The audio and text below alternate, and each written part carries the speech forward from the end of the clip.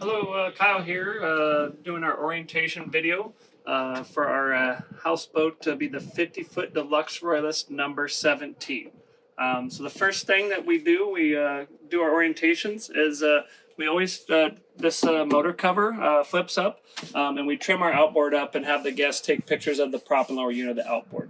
Our staff will do that for you. So after we kind of take care of that, we usually start and go over our generators on our houseboats. So on number 17 here, we usually have a wide array of generators that we run on the houseboats. Our staff will go over how to basically start and operate each generator. The main thing that we stress is so on this boat, this green cord needs to stay plugged into the generator. And while the generator is running, that is what feeds power to the outlets of the houseboat. So anytime you want to use an outlet in the houseboat, like coffee maker, microwave, charging a cell phone, anytime you're plugging anything into an outlet, the generator has to run. That's what powers the outlets. And also while the generator is running, it's running our battery charger for our deep cycle batteries. Our deep cycle batteries power our overhead lights, a water pressure pump, and also the thermostat on the refrigerator. So we want you to run the generator a minimum of 3 hours a day continuously each day. And in doing so, that keeps our deep cycle batteries charged up and basically keeps your houseboat in working order, running lights, running water, working fridge. So that is the guest's responsibility to keep those batteries charged during your stay. So next thing we always show is we also have at least a jug or two of gas here on the back deck. And this gas is for the generator so that you have enough gas to power your generator during your stay. So next thing we always go over is our propane tanks in our houseboat. So the propane tanks, basically uses for propane on the houseboat would be your stovetop, your oven, the condensers on the fridge run off for propane. But your main use are your heaters. If you're here during our spring or fall season where you maybe need to use the heaters a bit during your stay. So if you are using your heaters during your stay, you do need to come back here and kind of lift up these tanks and make sure that you keep propane. We don't want to run out. And we can bring out more propane during our service runs to make sure that you don't run out of propane for your heaters. So again, if you are running your heaters, please make sure to come back here on a daily basis and just kind of lift them up. You'll know they get very light when they're empty. So keep tabs on those tanks for us. If you're not running your heaters during your stay, you don't need to worry about your propane tanks. So we will start walking through the cabin here.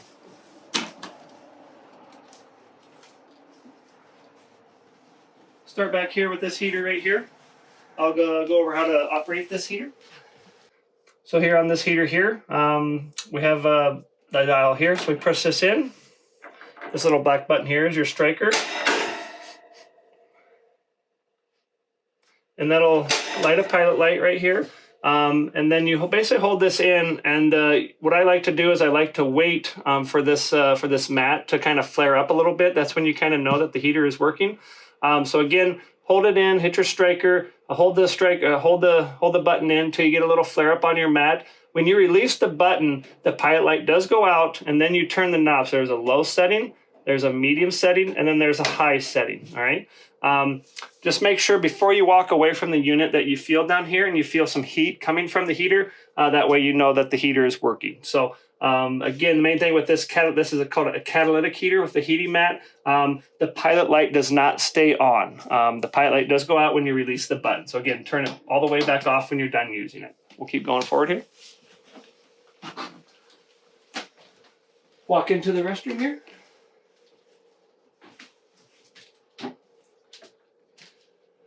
So on this toilet in number 17 is one of our newer toilets. Very simple to use. There's only one way to use it, and that's only press the lever down.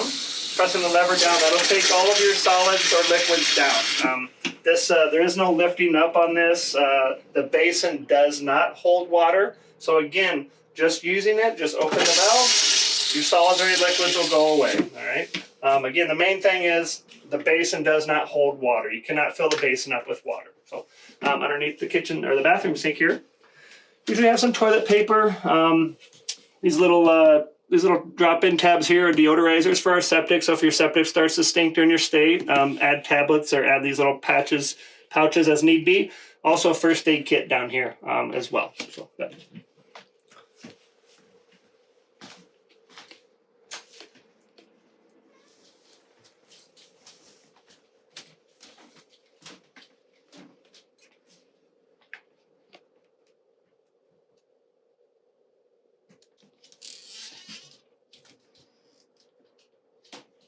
right here in the kitchen here. Main thing we like to also tell our guests is so all the faucets on the houseboat. Kitchen faucet, bathroom faucet, and shower are all lake water. Do not drink that water. We always supply gallon jugs of fresh water. So there could be some right here. There could be some. Sometimes we'll throw them underneath the bunk down here. But we give you plenty of gallon jugs of fresh water for your stay. So you have plenty of water for drinking and cooking. Again, do not drink the water out of the faucets. Again, microwave, coffee maker, generator has to be running to power those devices.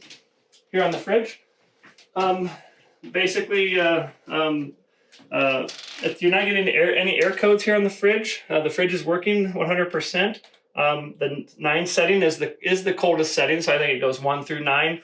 So again, 9 is your coldest setting. That's we always have it in the 9 setting when you arrive.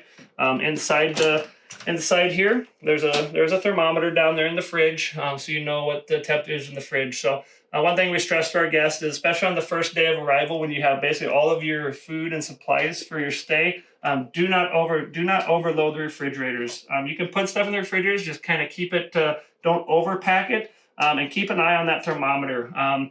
These fridges, if you put a lot of food in there right away, they don't have enough energy or cooling capacity to really cool really quickly. So you need to maybe keep some stuff in some coolers. Usually by the morning after your first night, the fridges have caught up. Again, do not overpack refrigerators your first night. And watch that thermometer, make sure that it's cooling to where it's keeping your food cool. Here on the freezer part here is a little info list, or kind of basically info list here for our fleet. We go over our supply run here on the top, any mechanical issues, emergencies, kind of what to do in that situation, and different stuff about the lake, and then also what we offer here on Lake Vermilion Houseboats. So very helpful. Please look at that and read that. And then also we have a houseboat inventory for all of our kitchen and dishware and general stuff on the houseboat. That should be here, and so you know what's here and what's not. Here on the kitchen table is a white binder. In the binder is some more useful information. So we have some fishing regulations, kind of an introduction. Also some dining on the lake, some activities on the lake, and also has information on all of our mooring sites. So very useful. Also some FAQ stuff here, troubleshooting. If you're having issues with something on your houseboat, please look at that before you're calling in. So back over here in the corner is our other heater for the houseboat. I'm going to go over that. This one is different than the back one here. So basically more of a traditional kind of ceramic heater that more people are used to, but basically off position. So you would turn it to the P position. That would be pilot light. So hold that in, and then here's your striker.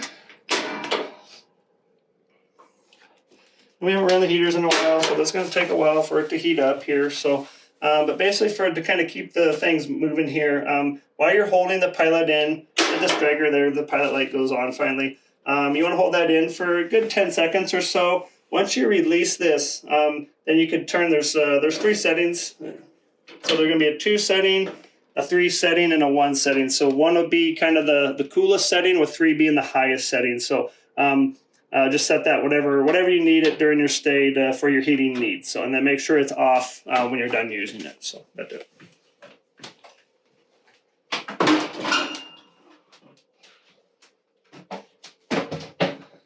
All right, as we move forward here, we'll kind of go over the panel here at the helm.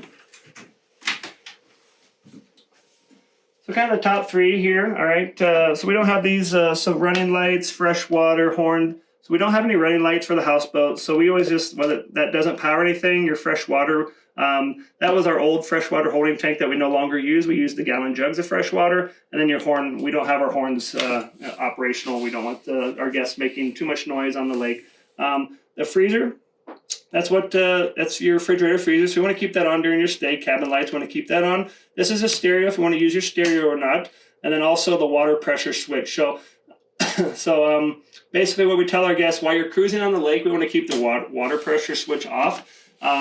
If you're using your water while you're cruising, you can deprime your water lines and burn up your water pump. So again, while you're cruising, keep your water pressure switch off.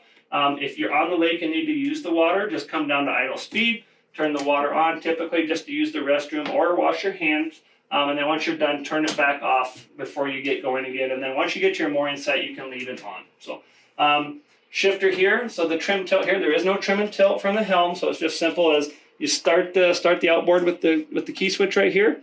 This is your RPM tach, so 3,000 RPMs is cruising speed for this houseboat. So simple as start the motor, and then shift it into gear, and then as you're advancing, watch your throttle, all right? And then, watch your tach. That'll tell you when you're giving throttle to the outboard or giving gas to the outboard. And then reverse, go to reverse, again, advancing the throttle as you're watching the tach. So with the shifter, just be gentle with the shifter. Don't get too rammy with the shifter. Here is our Humminbird GPS. We do have a separate YouTube orientation video on our YouTube channel with the Humminbird GPS and the paper map for navigating and finding our mooring sites on the lake. So very critical. You need to watch that orientation video with the Humminbird GPS on our YouTube channel. That's probably the most important part of the orientation, is knowing how to operate the Humminbird GPS to navigate safely on the lake and then to find our mooring sites once you're on the lake. As we walk out here to the front deck. Front deck, we have our charcoal grill here on the front deck.